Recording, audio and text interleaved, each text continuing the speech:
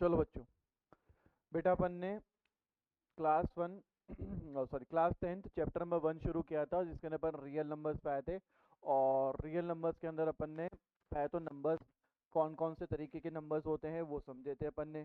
फिर अपन ने फैक्टर्स निकालना सीखा था। फिर फैक्टर से अपन ने एचसीएफ एलसीएम निकालना सीखा। और फिर उसके बाद अपन ने एक फॉर्मूला भी पढ़ा। ठीक है, आज हम कर रहे हैं एक नए टॉपिक की तरफ जिसका नाम है कंपोजिट नंबर। Composite numbers. ठीक है बेटा, कंपोजिट नंबर क्या होता है? Any number, any number which has more then one factor. एक से ज्यादा फैक्टर वाले को हम क्या बोलते हैं बेटा? Composite number. हैं सर, ये क्या बोल दिया आपने? बिल्कुल। वैसे कि बेटा, प्राइम नंबर की डेफिनेशन होती है। प्राइम नंबर की डेफिनेशन पता है आपको क्या होती है? A number which is which is divisible by itself, divisible by itself and and one. ठीक है, जो एक से और खुद से डिवाइड होने वाले नंबर को हम क्या बोलते हैं बेटा? हम बोलते हैं प्राइम नंबर। ठीक है, यानी मैं ये कह सकता हूं क्या कि प्राइम नंबर वो होते हैं जिसका फैक्टर वन होगा और खुद वो नंबर होगा। ठीक है, परंतु कंपोजिट नंबर वो नंबर होंगे जिसके एक से ज्यादा फैक्टर होंगे एक्सेप्ट वन। ठीक है, यानी कहने का मतलब ये हो गया कि जो नंबर प्राइम नंबर नहीं होंगे, जो नंबर प्राइम नंबर नहीं होंगे, तो वो क्या होंगे हमारे पास में? वो नंबर हमारे क्या बन जाएंगे? Composite number. क्या बन जाएंगे बेटा? हमारे कंपोजिट नंबर। जो नंबर हमारे प्राइम नंबर नहीं होंगे वो क्या बन जाएंगे? हमारे कंपोजिट नंबर। ठीक है, जैसे मेरे एग्जांपल, फॉर एग्जांपल पढ़ते बेटा। 6।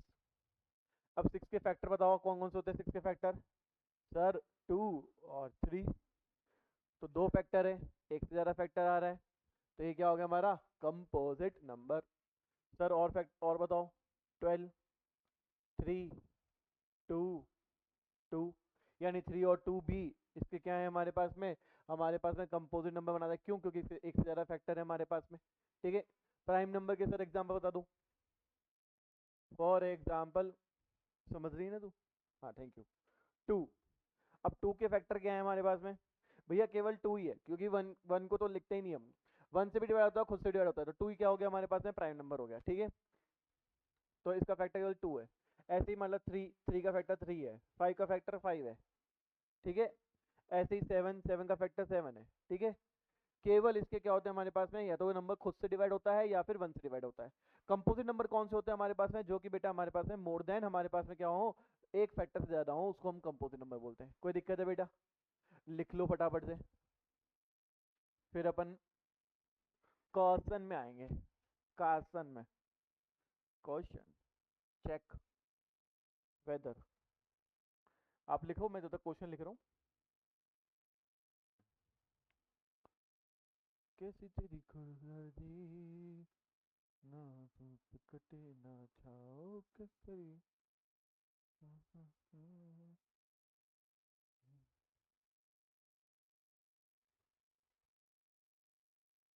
वो क्या हो गया? चल जा भाई।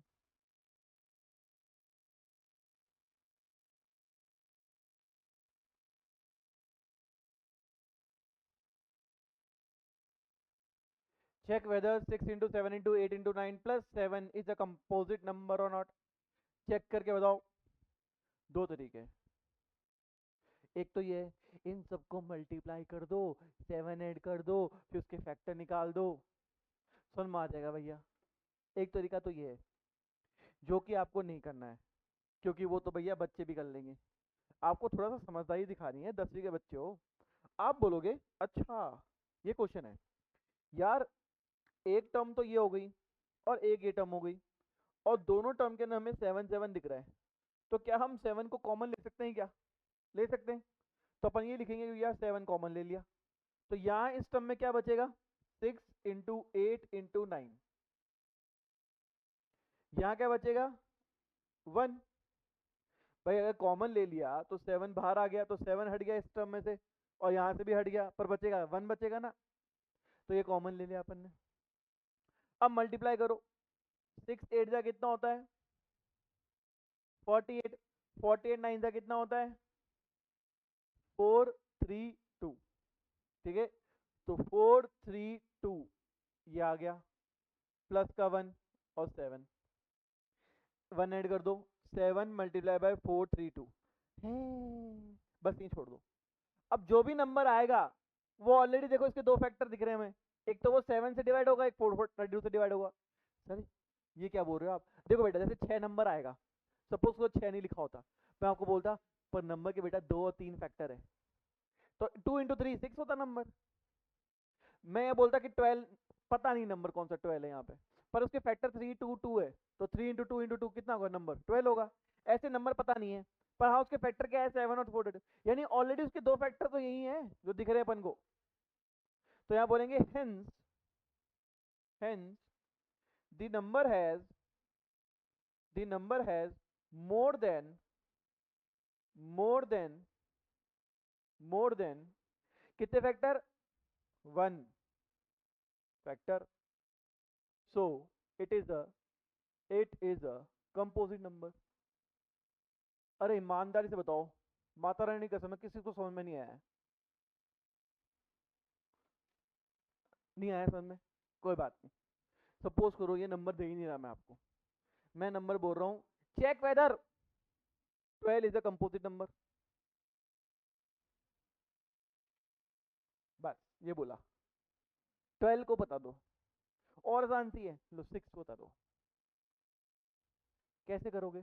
फैक्टर निकालोगे, 2 से गया, 3 से गया 1।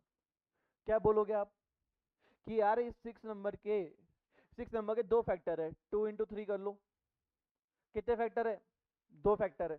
अब क्योंकि 2 फैक्टर है तो बताओ क्या नंबर है, 6 का कंपोजिट नंबर है क्या?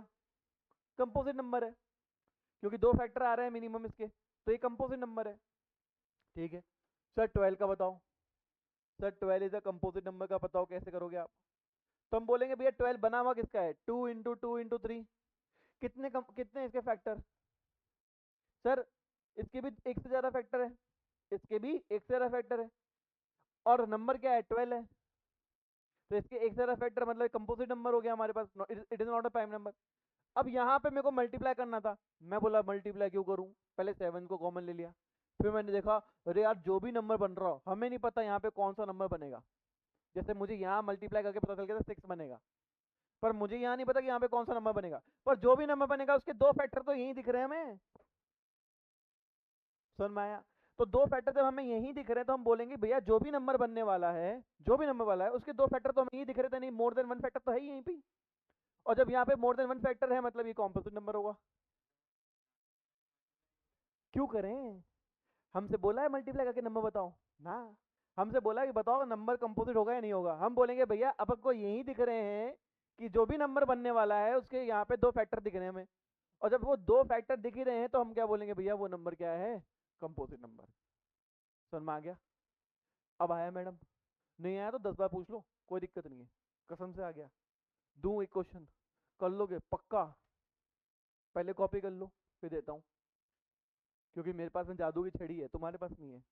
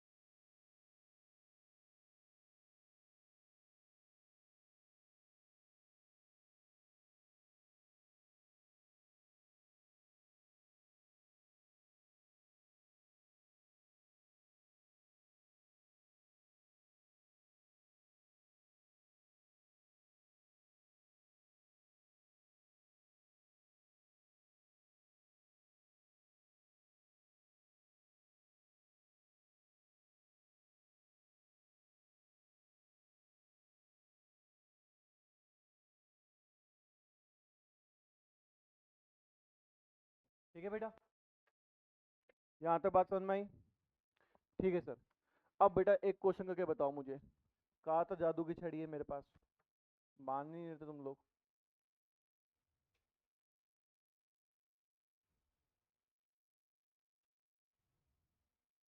चलो, check whether this is a composite number और नॉट।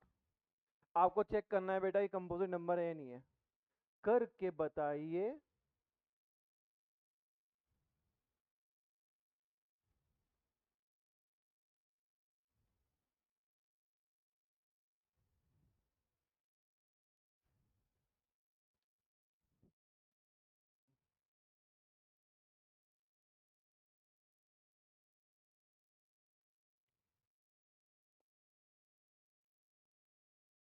जानवी सुन में आ रहा है?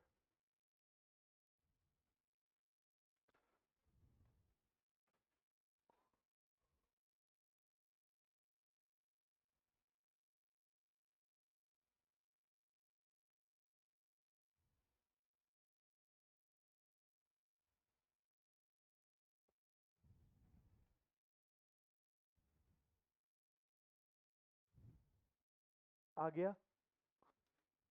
क्या आप लोगों ने भी ऐसा किया है क्या जैसा मैं कर रहा हूँ? 11 कॉमन ले लिया आपने, क्या आपने इसको मल्टीप्लाई किया, कितना आया? कितना आया? 210 प्लस 1 किया आपने, फिर इसको आपने ऐसे लिखा, और फिर आपने यही लिखा कि number has more then one factor. हमें जो भी नंबर है उसके दो फैक्टर दिख रहे हैं तो ये कंपोजिट नंबर होगा। सही है? बढ़िया है यार, आप लोग तो बहुत जल्दी समझ जाते हो, समझदार बच्चे बन गए हम लोग। एक और क्वेश्चन दूं क्या, थोड़ा फंसाने वाला? ऐसे तो सीधा सीधा दे दूंगा तो फिर मजा ही नहीं आएगा। ठीक है, सिंपल डोसा होता है, मसाला डोसा देता हूँ, आ जाओ। बढ़िया दूंगा एकदम, रापचिक, मजा आ जाएगा आपको। आप बोलोगे सर वाह सर, ये क्वेश्चन देकर आपने हमारे दिल बना दिया। दिल दिल क्या दिन बना दिया। दो करो।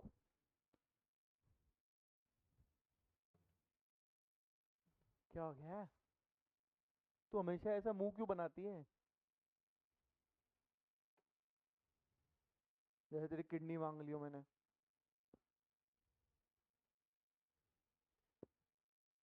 गुड इवनिंग दोस्त, क्या हाल है?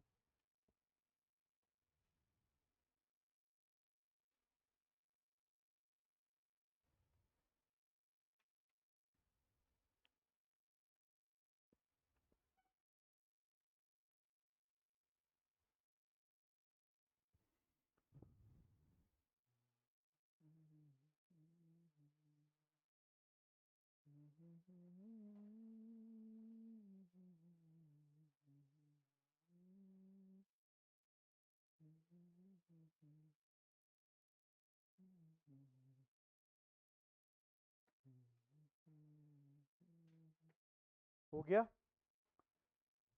क्या आंसर आया?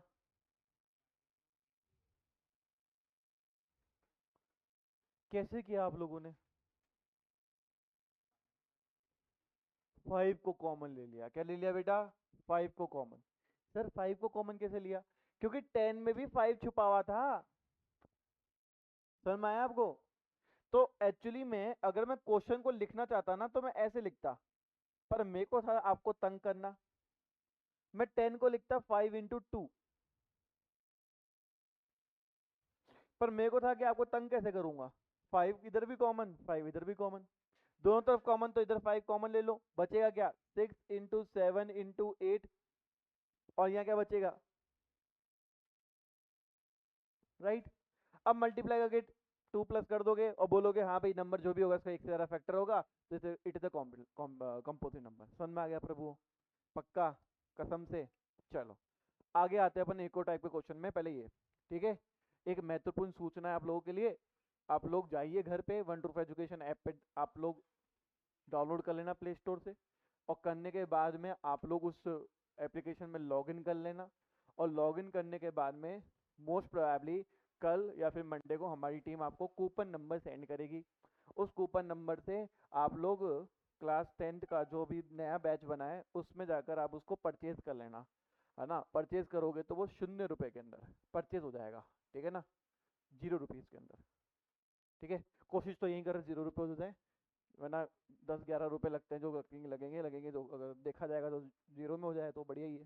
ठीक है, परचेज कर लेंगे तो आप लोग जो भी यहाँ पे क्लास होती है वो यहाँ पे अपलोड कर दी जाती है और वो आप वहाँ पे घर पे भी देख सकते हैं। ठीक है, चलो फटाफट कर लो बेटा, फिर अपन क्वेश्चन आते हैं एक नया टाइप पे।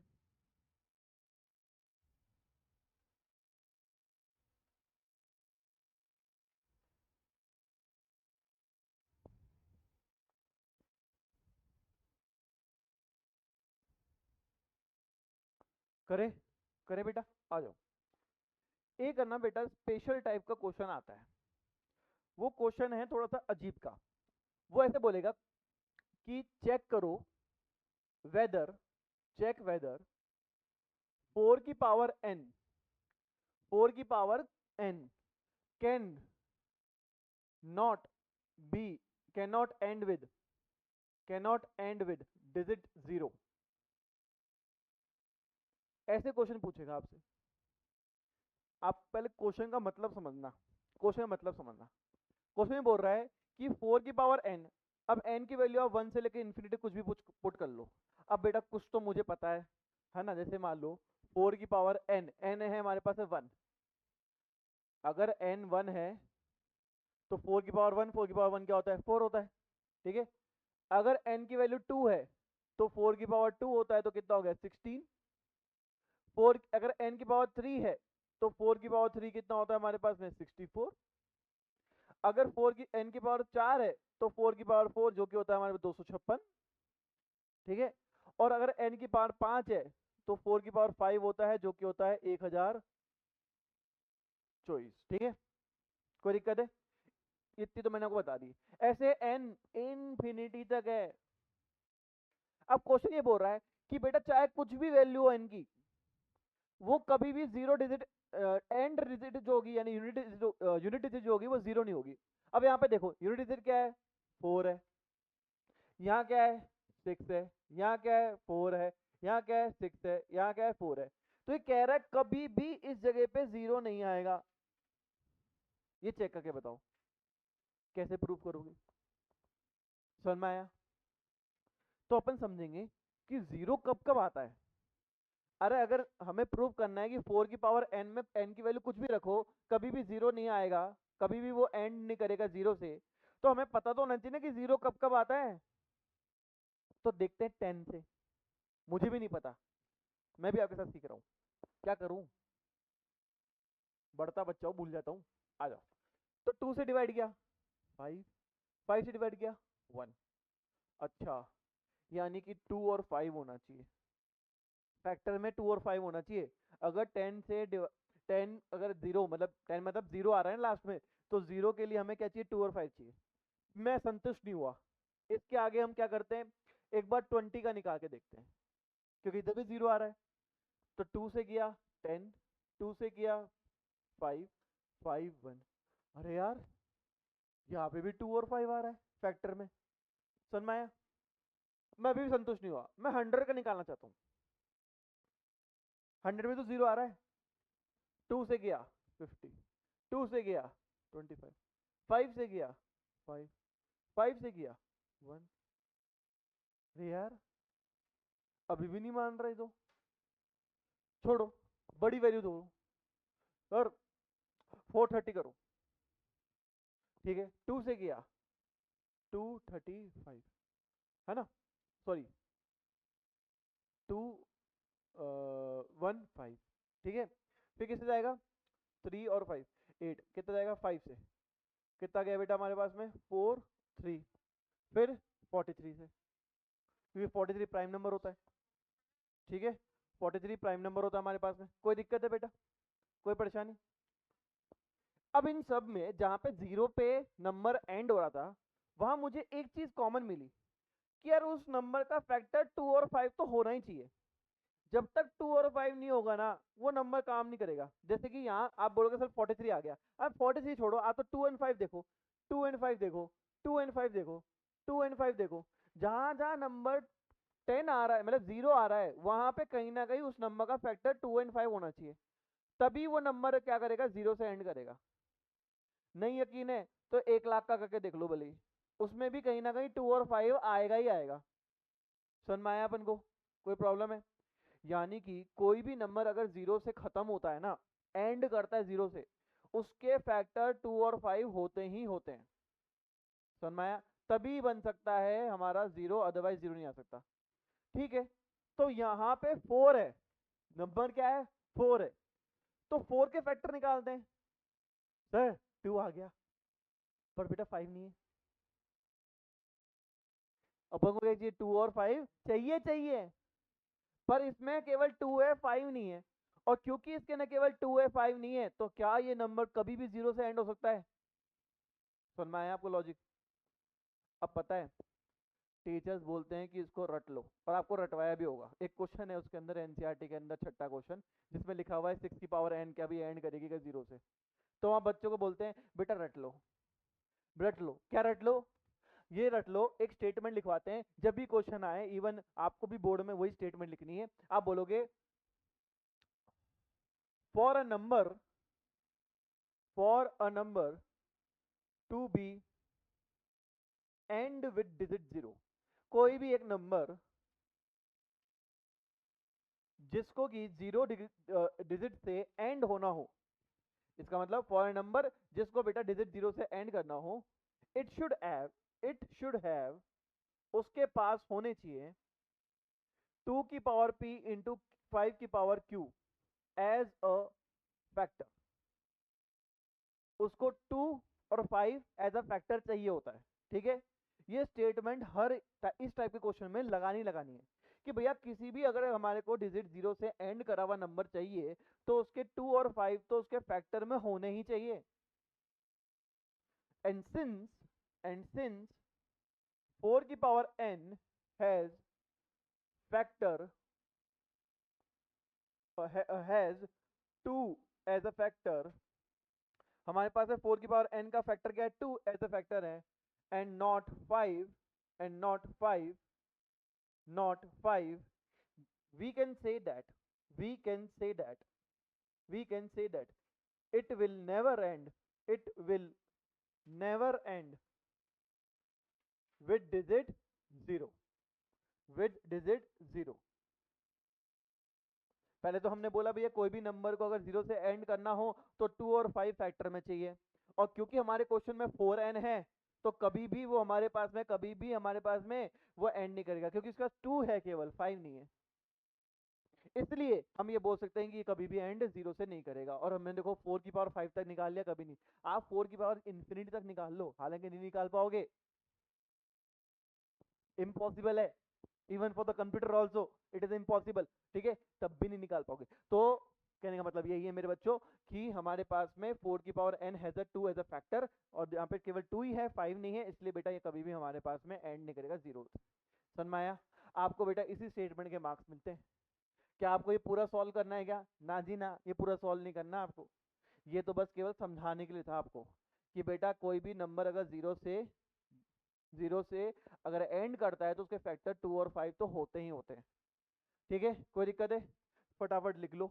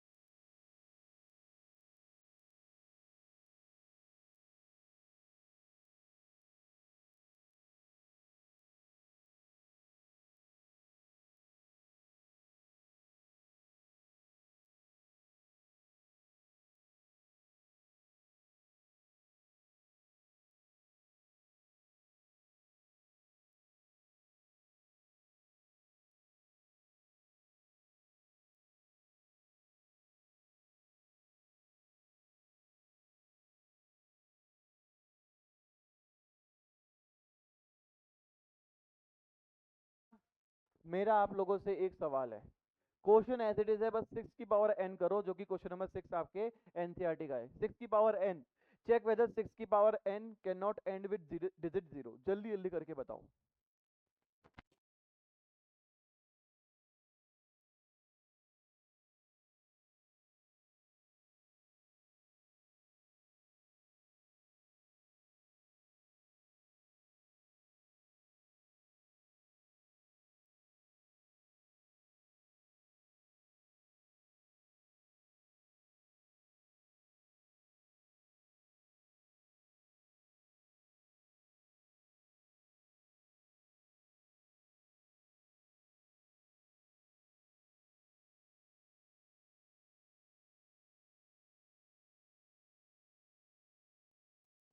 हाँ भाई,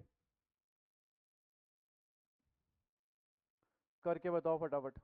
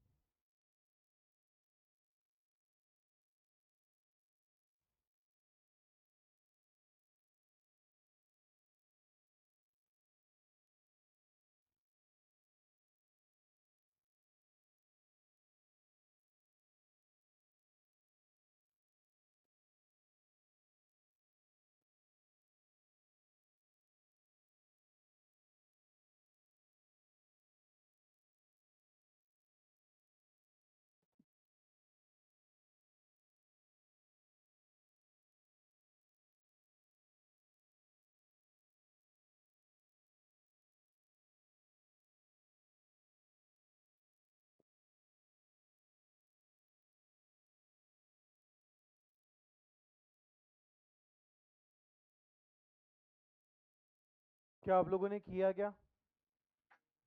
भाई क्वेश्चन क्या था कि भैया 6 की पावर n जो है वो कभी भी डिजिट 0 से एंड नहीं करेगा।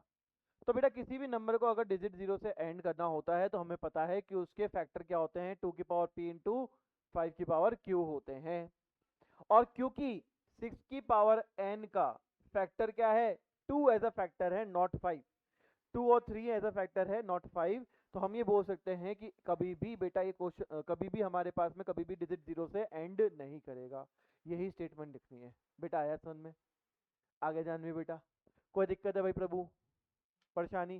चलो सर, तो ये वाला भी अपना खत्म होता है टाइप का क्वेश्चन।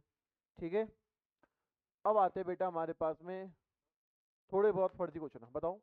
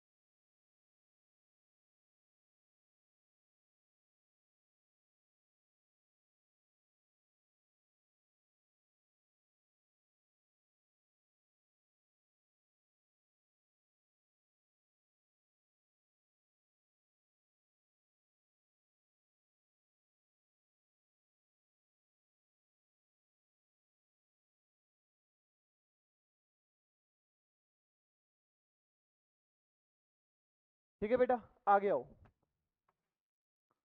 अब बेटा हमारे पास में इसके अंदर एक और टाइप का क्वेश्चन बचा हुआ है ना। वो एकदम फर्जी क्वेश्चन है, वो अपन बाद में करेंगे। जैसे फॉर एग्जांपल √2, √3, इनको प्रूव करने का है इरेशनल। और इसके अंदर क्या होता है कि अपने पास में प्रॉपर तरीके से एक स्टेटमेंट बनते हुए हमारे आंसर आते हैं, और स्टेटमेंट फॉर्मेट एकदम सेम होते हैं, और उसी को हमें आंसर निकालना होता है, ठीक है ना।